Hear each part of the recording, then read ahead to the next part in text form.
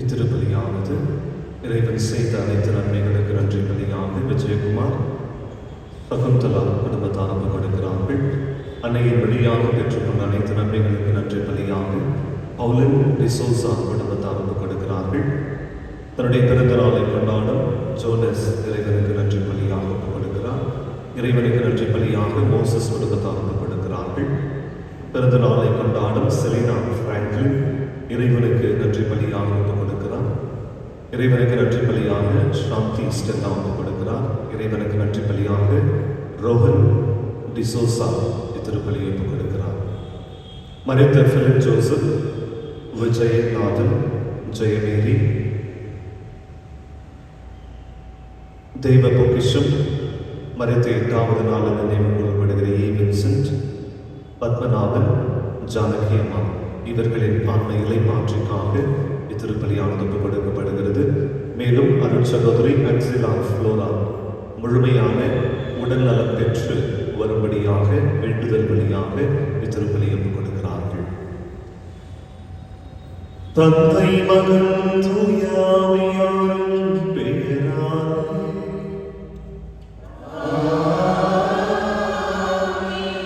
நம் ஆண்டவராகிய இயேசு கிறிஸ்துவின் அருளும் கடவுளின் அன்பும் தூய ஆவியாரின் நட்புறவும் உங்கள் அனைவரோடும் இருப்பதாக.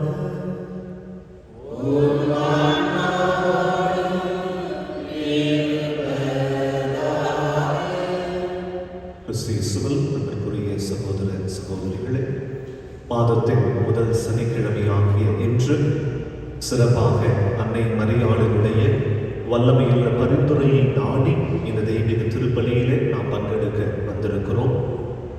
அன்னை மரியாளை வியாகுலத்தாய் என்று நாம் நினைவு கூறுகிறோம். காரணம், அன்னை மரியாள் தன்னுடைய வாழ்வில் மகிழ்ச்சியான தருணங்களை விட துயரம் நிறைந்த தருணங்களை தான் அதிகமாக சந்தித்தார்.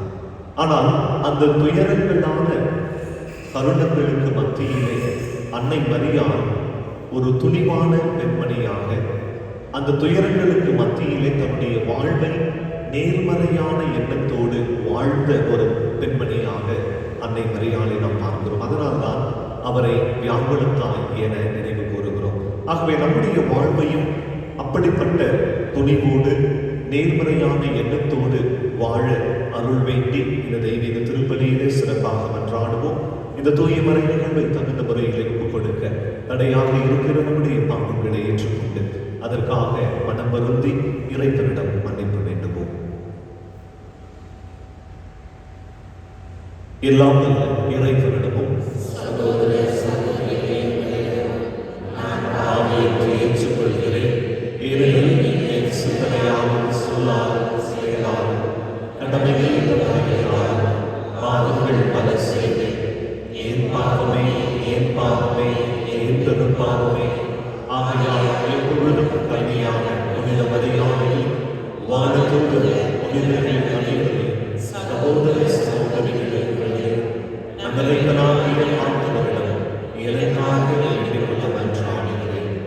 எல்லாம் வல்ல இறைவன் நம் மீது இரக்கம் வைத்து நம்முடைய பாவங்களை மன்னித்து நம்மை நிலை வாழ்வுக்கு அழைத்துச் செல்வாராக. ஆமென்.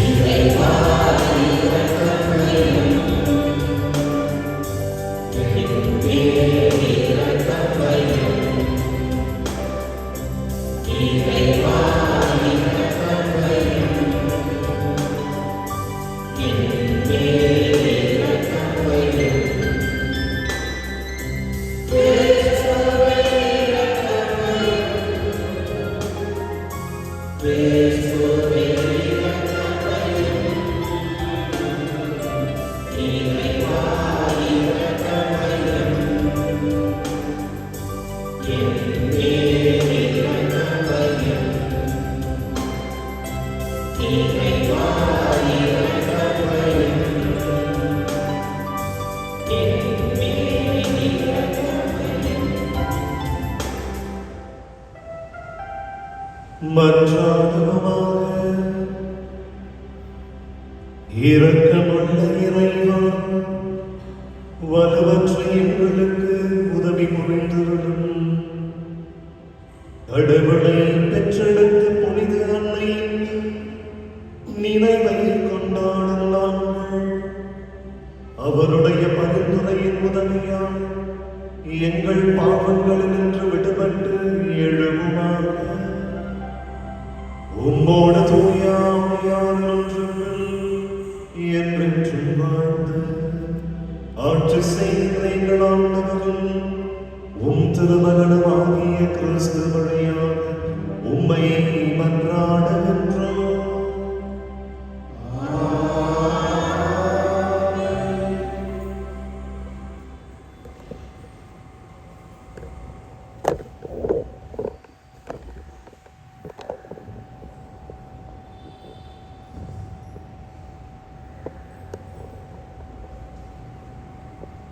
யோபு நூலிலிருந்து வாசகம். யோபு ஆண்டவருக்கு கூறிய பதில்: நீர் அனைத்தை மாற்ற வல்லவர், அறிவேன் அதனை. நீர் நினைத்த எதையும் தடுக்க இயலாது. அறிவில்லாமல் ஆலோசனையை மறைப்பவன் எவன் என்று கேட்டீர். உண்மையில் நான் தான் புரியாதவற்றை புகன்றேன். அவை எனக்கு விளங்கா அளவுக்கு விந்தையானவை. உம்மை பற்றி காதால் மட்டுமே கேள்விப்பட்டேன். ஆனால் இப்பொழுது என் கண்களை உம்மை காண்கின்றன. ஆகையால் என்னையே நொந்து கொள்கின்றேன். புழுதியிலும் சாம்பலிலும் இருந்து மனம் வருந்துகின்றேன். யோபின் முன்னைய நாள்களில் இருந்ததை விட பின்னைய நாள்களில் ஆண்டவர் அதிகமாக ஆசி வழங்கினார். இப்பொழுது 14,000 ஆடுகளும் 6,000 ஒட்டகங்களும் 1000 ஏர் மாடுகளும் 1000 மொட்டை கழுதைகளும் அவருக்கு இருந்தன. அவருக்கு 7 புதல்வர்களும் 3 புதல்வியரும் பிறந்தனர். மூத்த மகளுக்கு எமிமா என்றும், இரண்டாவது மகளுக்கு கெட்சியா என்றும், மூன்றாவது மகளுக்கு கேரேன் அபுக்கு என்றும் பெயரிட்டார். யோபின் புதல்வியரைப் போல் அழகு வாய்ந்தவர் நங்கையர் நாடெங்கும் இருந்ததில்லை. அவர்களின் தந்தை அவர்களின் சகோதரரோடு அவர்களுக்கும் சொத்தில் உரிமை கொடுத்தார். அதன் பின் யோபு 140 ஆண்டுகள் வாழ்ந்தார். தாம் பிள்ளைகளையும் பிள்ளைகளின் பிள்ளைகளையும் 4ஆம் தலைமுறை வரை கண்டு கழித்தார். இவ்வாறு யோபு முதுமை அடைந்து பல்லாண்டு வாழ்ந்து இருந்தார். ஆண்டவர் வழங்கும் அருள்வாக்கு. பதிலைப்பாளர் பல்லவி. உம் ஊழியன் மீது உமது முகவலியை வீசச் செய்யும்.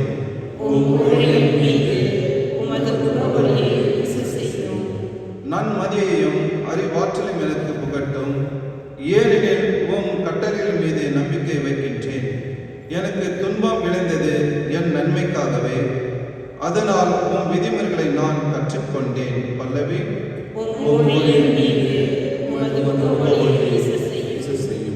ஆண்டவரே, உம் நீதி தீர்ப்புகள் நேர்வை என அறிவேன். நீர் என்னை சிறுமைப்படுத்தியது சரியே. உம் ஒழுங்குமுறைப்படியே அனைத்தும் இன்று வரை நிலைத்துள்ளன. ஏனில் அவை உமக்கு ஊழியம் செய்கின்றன. பல்லவி. உம் ஊழியன் மீது உமது முகவொளியை வீச செய்யும். உம் ஊழியன் நாம் எனக்கு நுண்ணுரை புகட்டும். அப்பொழுது உம் ஒழுங்குமுறைகளை அறிந்து கொள்வேன். உம் சொற்களை பற்றி விளக்கும்படி தருகின்றது. அது பேதைகளுக்கு நுண்ணறிவு ஊற்றுகின்றது. பல்லவி. உம் ஊழியன் மீது உமது முகவொளியை வீச செய்யும். அனைவரும் எழுதுகிறோம்.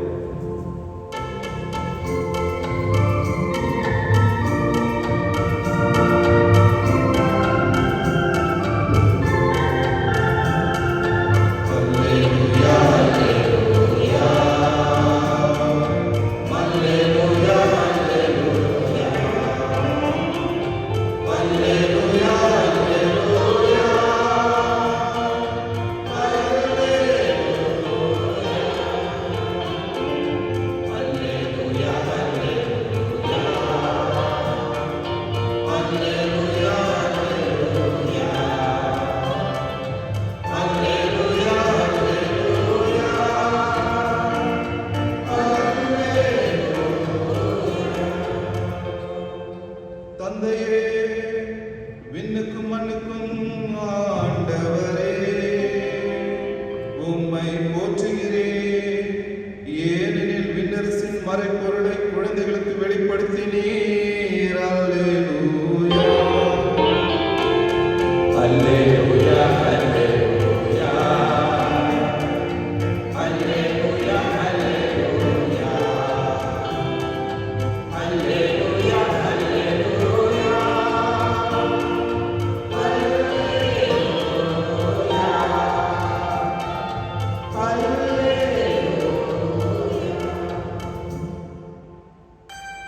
ஆண்டவர்களோடு இருப்பாராக.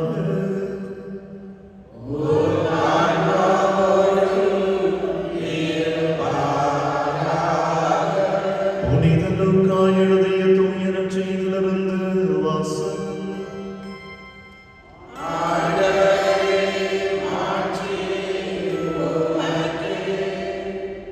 அதிகாரம் 10 இறை சொற்றொடர்கள் 17 24 வரை. அக்காலத்தில் அனுப்பப்பட்ட 72 பேரும் மகிழ்வுடன் திரும்பி வந்து, ஆண்டவரே, உமது பெயரை சொன்னால் பேய்கள் கூட எங்களுக்கு அடிபணிகின்றன என்றனர். அதற்கு அவர், வானத்திலிருந்து சாத்தான் மின்னலை போல விழக்கண்டேன். பாம்புகளையும் தேள்களையும் மிதிக்கவும் பகைவரின் வல்லமை அனைத்தையும் வெல்லவும் உங்களுக்கு அதிகாரம் கொடுத்திருக்கிறேன். உங்களுக்கு எதுவுமே தீங்கு விளைவிக்காது. ஆயினும் தீய ஆவிகள் உங்களுக்கு அடிபணிகின்றன என்பது பற்றி மகிழ வேண்டாம்.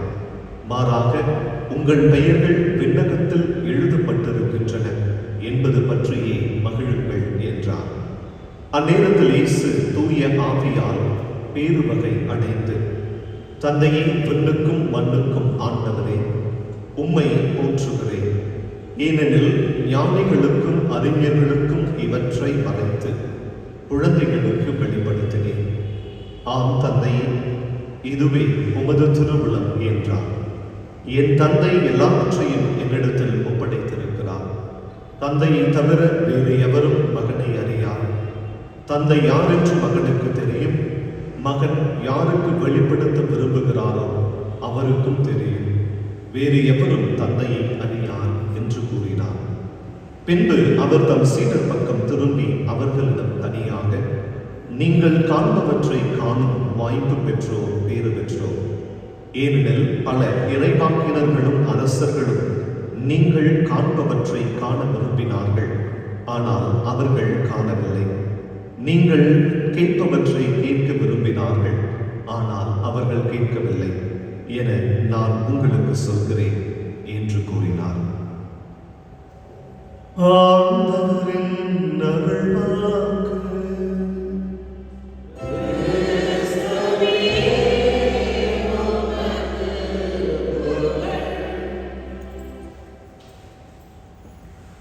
கிறிஸ்து இயேசுவில் அன்புக்குரிய சகோதர சகோதரிகளே, நாம் ஒரு கதையை படிக்கிற பொழுது நம்மில் பெரும்பாலானவர்கள் அந்த கதை ஒரு மகிழ்ச்சியான தருணத்தோடு முடிய வேண்டும் என்று எதிர்பார்ப்போம்.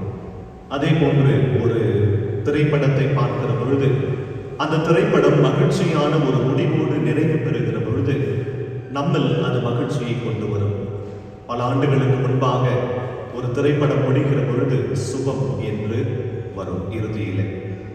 இன்றைய முதல் வாசகத்திலும் இன்றைய நற்செய்தியிலும் அப்படிப்பட்ட ஒரு சுபம், ஹாப்பி எண்டிங்கோட இன்றைய 2 வாசகங்களும் நிறைவு பெறுவதை நாம் வாசிக்க கேட்டோம். பல நாட்களாக யோபு எப்படிப்பட்ட துன்பத்தை, வேதனையை, ஏமாற்றத்தை அனுபவித்தார் என்று சிந்தித்தோம். இறைவனோடு அவர் உரையாடுகிறார். அந்த உரையாடல் இன்றைய முதல் வாசகத்திலே நிறைவு பெறுகிறது. அந்த உரையாடல் நிறைவு பெற்ற பிறகு யோபு எதையெல்லாம் இழந்தாரோ அதை 2 மடங்காக இறைவன் அவருக்கு திருப்பி கொடுக்கிறார். Happy ending. அவருடைய வாழ்வு ஒரு டிராஜடி. பல துன்பங்கள், அவமானங்கள், ஏமாற்றங்கள் நிறைந்ததாக இருந்தாலும் இறுதியிலே அவர் இழந்த அனைத்தையும் 2 மடங்காக பெற்றுக்கொள்ளுகிற ஒரு ஹாப்பி எண்டிங்கா யோபுவினுடைய வாழ்வு நிறைவு பெறுகிறது. இன்றைய நற்செய்தியிலே இறைப்பணியை செய்வதற்காக சென்ற திருத்தூதர்கள் மீண்டும் மகிழ்ச்சியோடு வந்து அவர்கள் செய்த அந்த பணியினுடைய பலனை தங்களுடைய தலைவரிடம் கூறி மகிழ்கிறார்கள். இங்கு ஒரு ஹாப்பி எண்டிங். இந்த 2 வாசகங்களையும் நாம் இணைத்து சிந்திக்கிற பொழுது முதல் வாசகத்திலே குறிப்பாக பழைய ஏற்பாட்டை நாம் வாசித்தோம் என்றால் முதல் புத்தகத்திலே ஒரு மனிதருக்கு தான் இப்படிப்பட்ட ஒரு மகிழ்ச்சியான முடிவு கிடைக்கிறது. அப்படி என்றால் இழந்ததை மீண்டும் கிடைக்கிற ஒரு பாக்கியம் ஒரு மனிதருக்கு கிடைத்தது. அது யோசேப்பு. அவர் இழந்த எல்லாவற்றையும் மீண்டும் பெறுகிறார். அதே போன்று ஞான நூலிலே யோபு என்ற ஒரு மனிதர் மட்டுமே இழந்ததை 2 மடங்காக பெற்றுக் கொள்கிறார். அப்படி என்றால் என்ன? நம்முடைய வாழ்க்கையில நாம் இழக்கிறதை எல்லாம் மீண்டும் பெற்றுக்கொள்வோம் என்று அர்த்தம் கிடையாது. ஆனால் என்ன பிரச்சனைகள் வந்தாலும், நாம் எவற்றையெல்லாம் இழந்தாலும், நிறைய பேர் நம்முடைய குடும்பத்தில் நாம் இழந்திருப்போம். நாம் எதையெல்லாம் பெரிதென நினைத்தோமோ அவை அனைத்தையும் இழந்திருப்போம். ஆனால் அந்த இழப்பில் கூட நாம் மகிழ்ச்சியோடு இருக்க வேண்டும் என்றால் அதற்கு ஒரு துணிவு வேண்டும், நேர்மறையான எண்ணம் வேண்டும். அதை யோபுவினுடைய வாழ்க்கையிலே நாம் பார்க்கிறோம். குறிப்பாக நம்முடைய அன்னை மரியாளுடைய வாழ்விலே பார்க்கிறோம். அதனால் தான் நான் முன்னுரையிலே கூறினேன், அன்னை மரியாள் வியாகுலத்தின் தாயாக நாம் போற்றுவதற்கு காரணம் அவருடைய வாழ்வில் துயரங்கள் தான் அதிகமாக இருந்தது. ஆனாலும் அன்னை மரியாள் தன்னுடைய வாழ்வை, பணி வாழ்வை தன்னுடைய மகனோடு தொடர்ந்து பயணித்ததற்கு காரணம் அவர்கள் இருந்த அந்த துணிவு, குறிப்பாக வாழ்வை நேர்மறையான எண்ணத்தோடு அணுகுகிற அந்த ஒரு மனநிலை. அதனால் தான் அந்த துயரங்களுக்கு மத்தியிலும் மகிழ்ச்சியாக அல்லது தன்னுடைய பணி வாழ்வை தொடர்ந்து ஆற்றுவதற்கான ஆற்றலை அன்னை மரியாள் பெற்றுக்கொள்கிறார். அதே போன்று யோபுவினுடைய வாழ்வு, அன்னை மரியாளுடைய வாழ்வு, அதே போன்று யோசேப்புடைய வாழ்வு துயரங்கள் நிறைந்ததாக இருந்தாலும் அவர்கள் மீண்டும் இழந்ததை பெறுகிறார்கள். அப்படி என்றால் அவர்களுடைய வாழ்வு நமக்கு ஒரு எதிர்நோக்கை கொடுக்கிறது. எதிர்நோக்கை கொடுக்கிறது, ஆனால் எந்த ஒரு உத்தரவாதத்தையும் கொடுக்கவில்லை. அவங்க எந்த கேரண்டியும் கொடுக்கல. அப்படின்னா நீ இழந்ததையெல்லாம் மீண்டும் பெற்றுக்கொள்வாய் என்ற அந்த உத்தரவாதம், கேரண்டி நமக்கு கொடுக்கவில்லை. அப்படின்னா என்ன? நம்முடைய வாழ்வில் எதை இழந்தாலும் தொடர்ந்து துணிவோடு நேர்மறையான எண்ணத்தோடு இந்த வாழ்க்கை பயணத்தை நாம் தொடர வேண்டும். குறிப்பாக இன்றைய முதல் வாசகத்திலே யோபு மிக அழகாக கூறுகிறார், என்னுடைய வாழ்வில் நான் எல்லாவற்றையும் புரிந்து கொள்ள முயற்சி செய்தேன், புரியாதவற்றை புரிந்து கொள்ள முயற்சி செய்தேன், அதுதான் நான் செய்த மிகப்பெரிய தவறு என்பதை யோபு இன்றைய முதல் வாசகத்திலே புரிந்து கொள்கிறார். கிறிஸ்துவில் அன்புக்குரியவர்களே, நம்முடைய வாழ்வில் நிறைய விஷயங்கள் புரியாது. ஆனால் அதை புரிந்து கொள்ள முற்படுகிற பொழுது ஒருவேளை நம்ம எல்லாத்தையும் புரிந்து கொண்ட ஒரு எண்ணம் நம்மில் தோன்றும். ஆனால் அது இன்னொரு பிரச்சனையை நம்முடைய வாழ்விலே கொண்டு வரும். குடும்ப வாழ்விலும் சரி, கணவன் மனைவிக்கிடையே யாரும் இன்னொருவரை முழுமையாக புரிந்து கொள்ள முடியாது. அதுதான் நிதர்சன உண்மை. அந்த உண்மையை நாம் புரிந்து கொண்டு நம்முடைய குடும்ப வாழ்க்கையை வாழ்கிற பொழுது எந்த ஒரு பிரச்சனையும் வராது. இன்னொருவரை முழுமையாக புரிந்து கொள்ள வேண்டும் என்று முற்படுகிற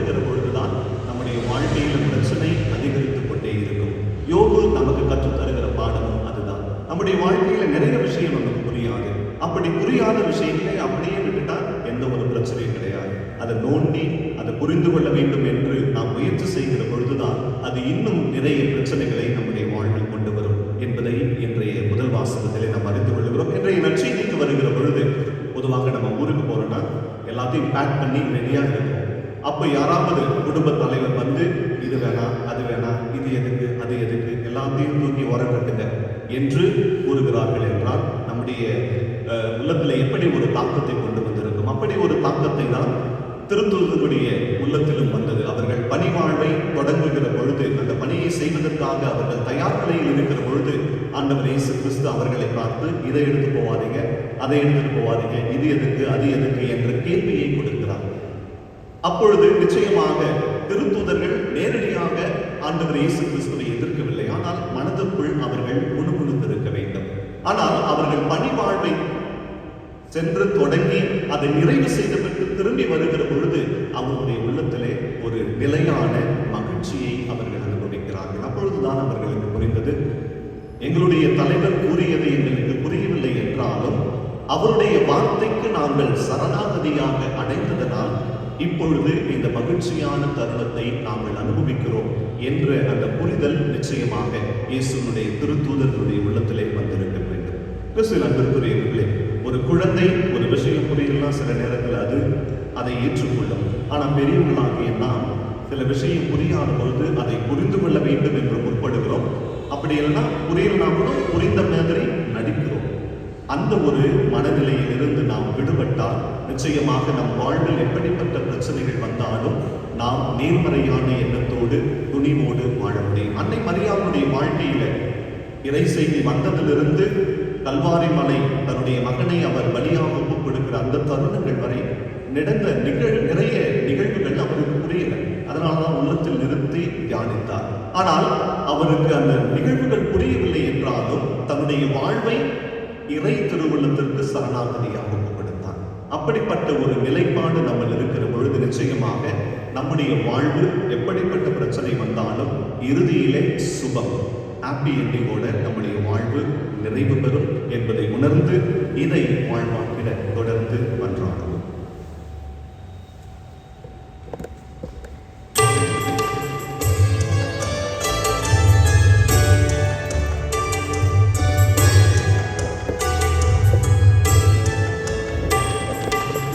இறைவா படைக்கின்றே இறைவே ஏகமா என்னையே கருதின்றே ஏற்று மகிழவா இறைவா படைக்கின்றே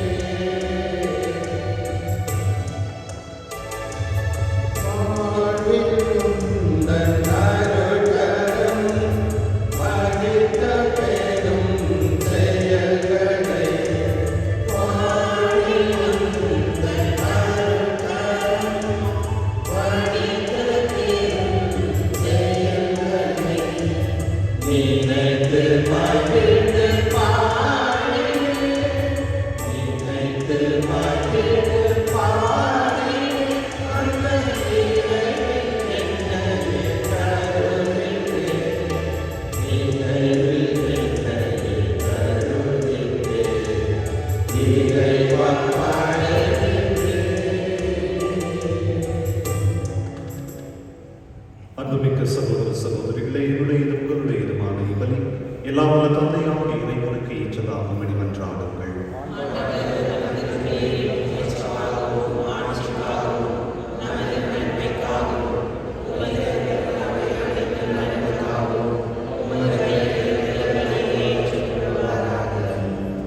ஆண்டவரே, உம் திருமகனுடைய தாயின் நினைவை கொண்டாடும் நாங்கள் உம்மை வேண்டுகின்றோம். இவ்வளையின் காணிக்கை உமது எல்லையற்ற அருள் துணையால் உமக்கு நிலையான கொடையாக மாறுவதாக. எங்கள் ஆண்டவராகிய கிறிஸ்து வழியாக உம்மை மன்றாடுகின்றோம்.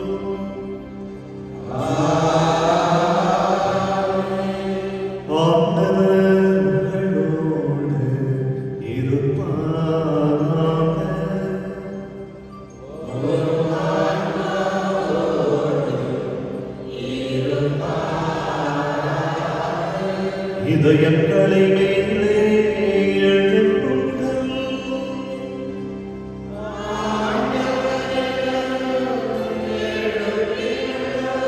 நம் இறைவனாகிய ஆண்டவருக்கு நன்றி கூறுவோம்.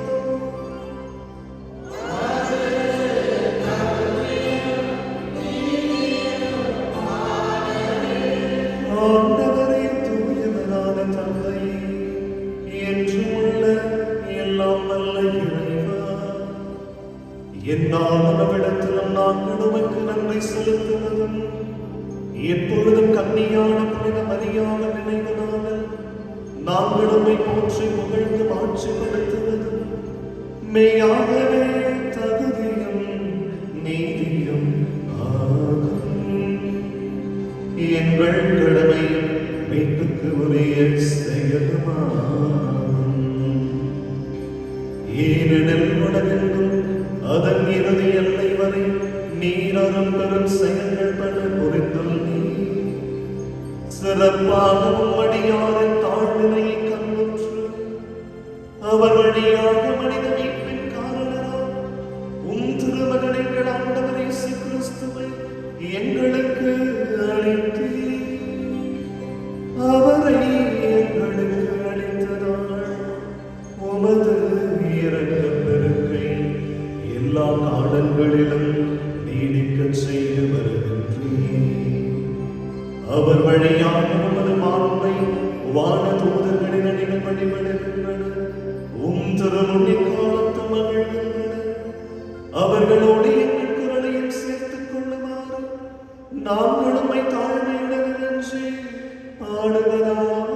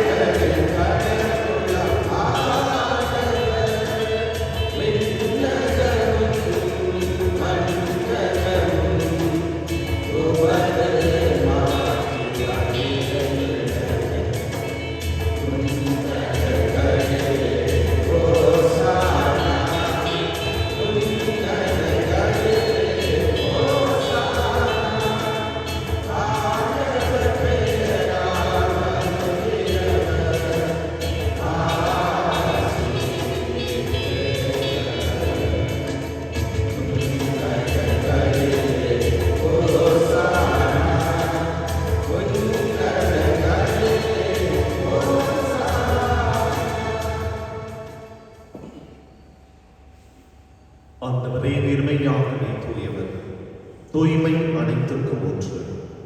ஆகவே உம்முடைய ஆவியை பொழிந்து இக்காணிக்கைகளை தூய்மைப்படுத்த உம்மை வேண்டுகின்றோம். இவ்வாறு எங்கள் ஆண்டவர் இயேசு கிறிஸ்துவின் உடலும் இரத்தமுமாக எங்களுக்கு இவை மாறுவனவாக. அவர் பாடுபட உளம் கனிந்து தம்மை கையளித்த போது அப்பத்தை எடுத்து நன்று செலுத்தி அதை பிட்டு தம் சீடர்களுக்கு அளித்து கூறியதாவது: அனைவரும் இதிலிருந்து பெற்று உண்ணுங்கள், ஏனெனில் இது உங்களுக்காக கையளிக்கப்படும் என் உடல்.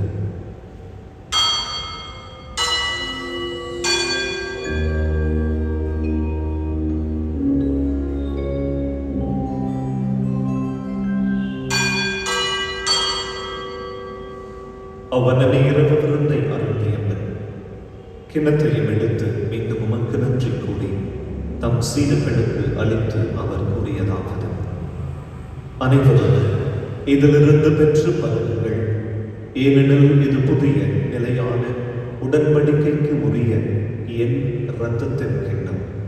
இது பாவ மன்னிப்புக்கென்று உங்களுக்காகவும் பலருக்காகவும் சிந்தப்படும். இதை என் நினைவாக செய்யுங்கள்.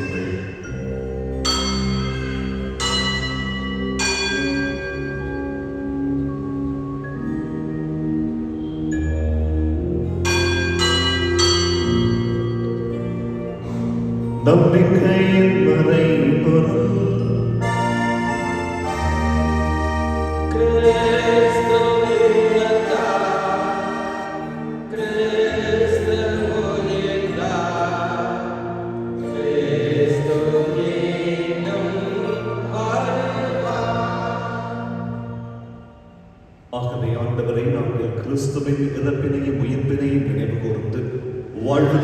அப்பத்தையும் மீட்பு அளிக்கும் கிண்ணத்தையும் உமக்கு ஒப்புக் கொடுக்கின்றோம்.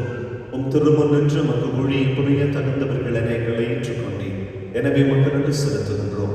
மேலும் கிறிஸ்துவின் உடலிலும் இரத்தத்திலும் பங்கு கொள்ளும் எங்களை தூய ஆவியார் ஒன்று சேர்க்க வேண்டும் என உம்மை தாழ்மையுடன் மன்றாடுகின்றோம். ஆண்டவரை உலகெங்கும் பரவி இருக்கும் உமது திரு அவையை நினைவு கூர்ந்தருளும். எங்கள் திருத்தந்தை பிரான்சிஸ், எங்கள் ஆயர் பீட்டர், துணை ஆயர்கள் ஜோசப் சுசைநாதன், ஆரோக்கியராஜ் சதீஷ் மற்றும் எல்லா திருநிலையினராகிய அனைவரோடும் உமது திரு அவை அன்பல் நிறைவு பெறச் செய்துள்ளோம். மேலும் உயிர்த்தெழும் எதிர்நோக்குடன் துயில் கொள்ளும் எங்கள் சகோதர சகோதரிகளையும் இத்திருப்பலியில் நினைவு கூறப்படுகிற அனைத்து ஆன்மாக்களையும் இறந்தோர் அனைவரையும் இறக்கத்துடன் நினைவு கூர்ந்து உமது திருமுக வெளியேறலை சொல்லும் எங்கள் அனைவர் மீதும் இரக்கமாயிரும்.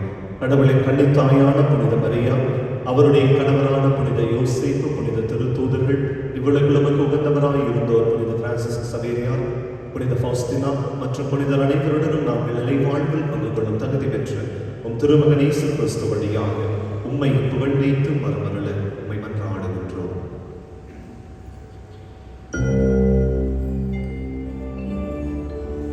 இவர் வழியாக இவரோடு இவரில் எல்லாம் வல்ல இறைவனாகிய தந்தையே, தூய ஆவியாரின் ஒன்றுபட்டு எல்லா புகழும் ஆட்சியும் என்றென்றும் உமக்கு உரியதே.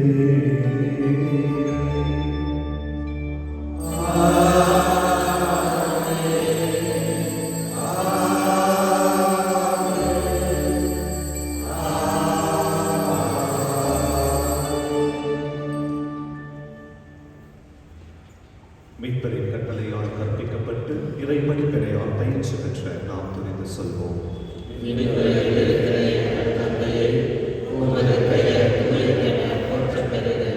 உமது ஆட்சி வருக, உமது திருவுளம் விண்ணுலகில் நிறைவேறுவது போல மண்ணுலகிலும் நிறைவேறுக. எங்கள் அன்றாட உணவை இன்று எங்களுக்கு தாரும். எங்களுக்கு எதிரான குற்றம் செய்வோரை நாங்கள் மன்னிப்பது போல எங்கள் குற்றங்களை மன்னியும். எங்களை சோதனைக்கு உட்படுத்தாதேயும், தீமையிலிருந்து எங்களை விடுவித்தருளும். ஆண்டவரே, தீமை அனைத்திலிருந்தும் எங்களை விடுவித்து எங்கள் வாழ்நாளில் அமைதியை கனிவிட அருள உம்மை மன்றாடுகின்றோம். உமது இரக்கத்தின் உதவியால் நாங்கள் பாவத்திலிருந்து எப்போதும் விடுதலை பெற்று யாதொரு கலக்கமும் இன்றி நலமாய் இருப்போமாக. நாங்கள் எதிர்நோக்கி இருக்கும் பேரின்பத்துக்காகவும் எம்மீட்பராகிய இயேசு கிறிஸ்துவின் வருகைக்காகவும் காத்திருக்கின்றோம்.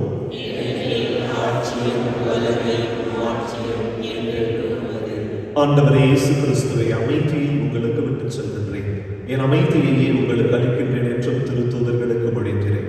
எங்கள் பாவங்களை பாராமல் உமது திரு அவையின் நம்பிக்கையை கண்ணோக்கி உமது திருவுளத்துக்கு ஏற்ப அதற்கு அமைதியையும் ஒற்றுமையையும் அளித்தருள்வீராக. என்றென்றும் வாழ்ந்து ஆட்சி செய்கின்றவர் நீரே. ஆண்டவருடைய அமைதி உங்களோடு என்றும் இருப்பதாக. ஒருவருக்கொருவர் இறைவன் அருளும் அமைதியை பகிர்ந்து கொள்வோம். உலகின் பாவங்களை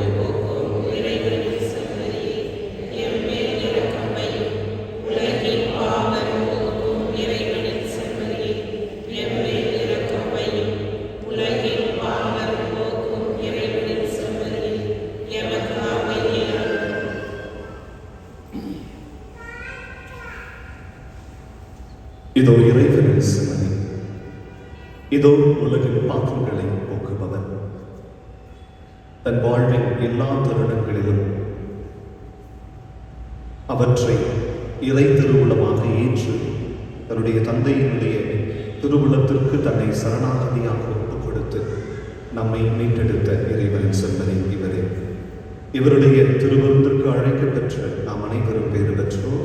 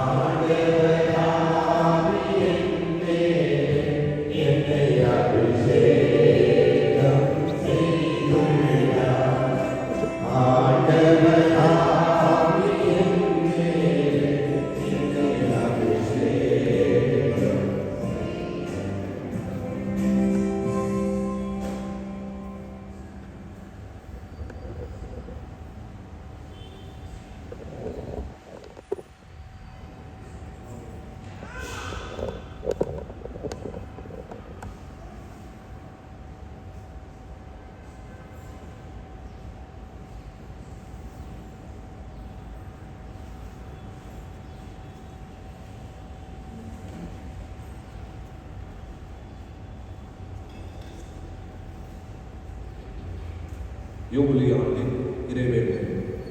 விண்ணக தந்தையே, உம் திருமகனும் எம் சகோதரருமான இயேசு கிறிஸ்துவில் நீர் எங்களுக்கு வழங்கிய நம்பிக்கையும் தூய ஆவியாரின் வழியாக எங்கள் இதயங்களை நீர் பற்றியறிய செய்த பிறரன்பு சுடர் உமது அரசின் வருகைக்கான எதிர்நோக்கை எங்களை கட்டி எழுப்புவனவாக நற்செய்தியின் விதைகளை நாளும் வளர்த்தெடுக்கும் நல்லோராய் உம் அருள் எம்மை மாற்றுவதாக.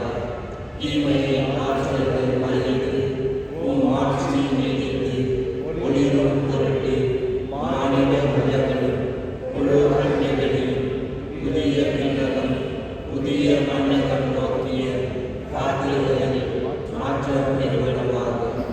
நூலி கொண்டாட்டத்தில் அருள் விண்ணக செல்வங்களுக்கான ஆர்வத்தை எதிர்நோக்கி திருப்பயணிகளாகிய துள்ளி எழுப்புவதாக. அதே அருள் எம் மீட்பரின் மகிழ்ச்சியையும் அமைதியையும் அகிலமெங்கும் அளிப்பதாக. என்றென்றும் போற்றக்கூடிய எம் கடவுளாகிய உமக்கு ஆட்சியும் புகழும் இன்றும் என்றும் உரித்தாகுக. ஆமென்.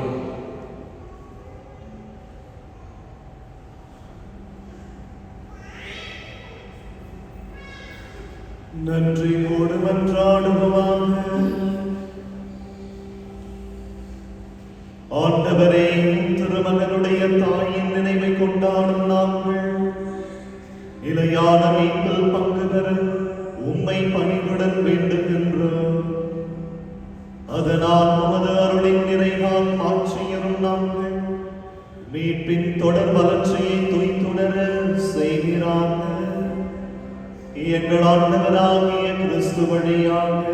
உம்மை மன்றாடுகின்றோம்.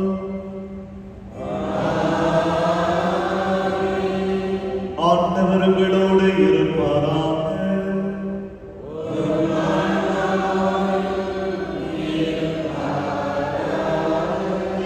எல்லாம் வல்ல இறைவன் தந்தை மகன் தூய ஆவியார் உங்களை ஆசீர்வதிப்பாராக.